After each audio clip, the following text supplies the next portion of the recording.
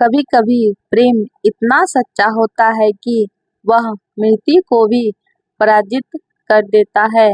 आज हम आपको एक ऐसी ही अमर प्रेम कहानी सुनाने जा रहे हैं जिसमें एक पत्नी ने अपने पति को मृत्यु के मुंह से वापस ला दिया।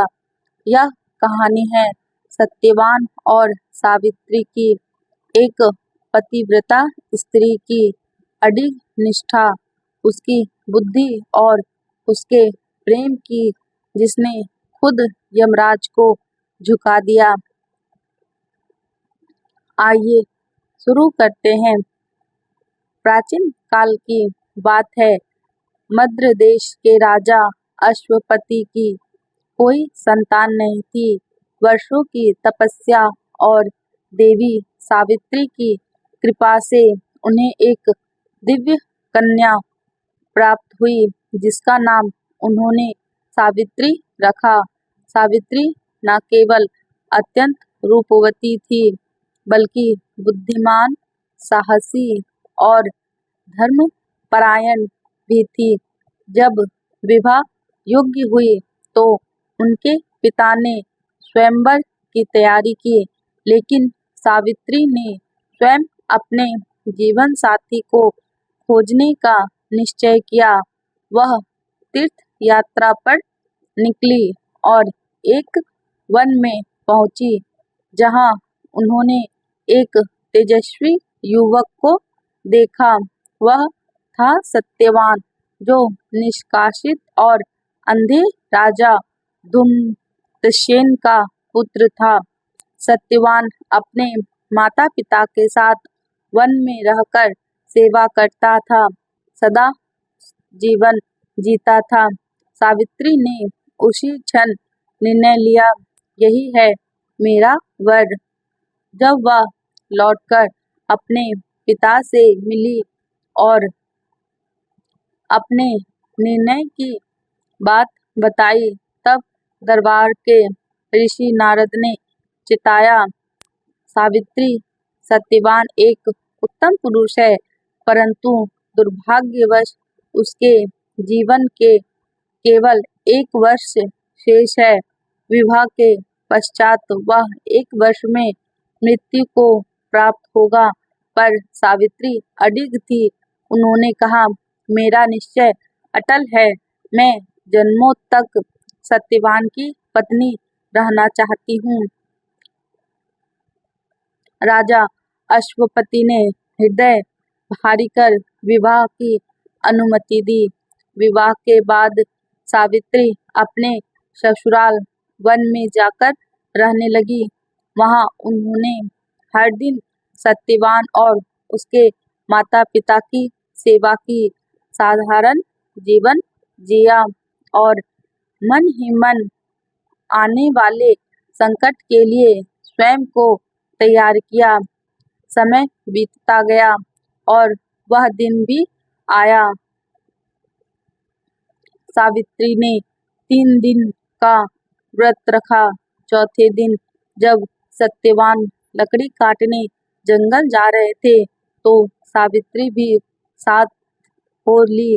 जंगल में अचानक सत्यवान को सिर दर्द हुआ और वह मूर्छित हो गए। तभी यमराज मृत्यु के देवता वहां आए और सत्यवान की आत्मा को ले जाने लगे। सावित्री पीछे पीछे चल पड़ी। यमराज ने कहा, सावित्री, अब लौट जाओ। मृत्यु के मार्ग पर कोई मनुष्य नहीं आ सकता। सावित्री बोली, जहाँ मेरे पति हैं वही मेरा धर्म है।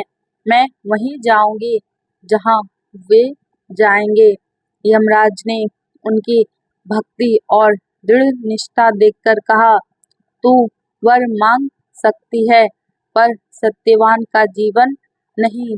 सावित्री ने पहले अपने ससुर राजा धूम्रसेन की नेत्र ज्योति और उनका राज्य वापिस मांगा।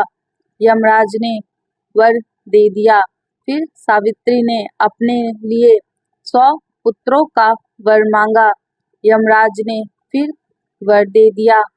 अब सावित्री मुस्कुराई और बोली, हे धर्मराज, आप मुझे 100 पुत्रों का वर दे चुके हैं, परंतु मेरे पति के बिना मैं यह कैसे संभव कर सकती हूँ। यमराज स्तब्ध रह गए। उनकी दयालु दृष्टि सावित्री पर पड़ी और उन्होंने कहा, तेरी पवित्रता, नारी की शक्ति, तप और बुद्धि के आगे मृत्यु भी हार जाती है। मैं सत्यवान को जीवन दान देता हूँ। यमराज चले गए और सत्यवान की चेतना लौट आई।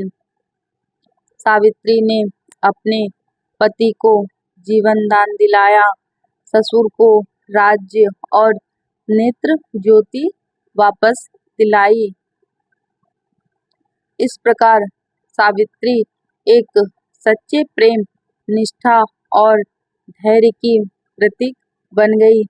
उनका नाम आज भी भारत की पवित्रता नारियों में सर्वोच्च स्थान पर लिया जाता है। यमराज लौट गए और सत्यवान की आंखें खुली। उसे कुछ याद नहीं था, लेकिन सावित्री की आंखों में आंसू थे, राहत के, प्रेम के, विजय के। एक पत्नी की निष्ठा, उसकी शक्ति और उसके प्रेम ने मृत्यु को भी परास्त कर दिया। सावित्री न केवल अपने पति को मृत्यु से वापस लाई, बल्कि अपने ससुर को राज्य और नेत्र ज्योति भी दिलाई। आज भी सावित्री का नाम भारत की महान पवित्रता स्त्रियों में सबसे ऊंचा माना जाता है। उनकी कहानी हमें यह सिखाती है, अगर प्रेम सच्चा हो, इरादा अडिग हो और नारी शक्ति जागृत हो, तो असंभव भी संभव हो सकता है।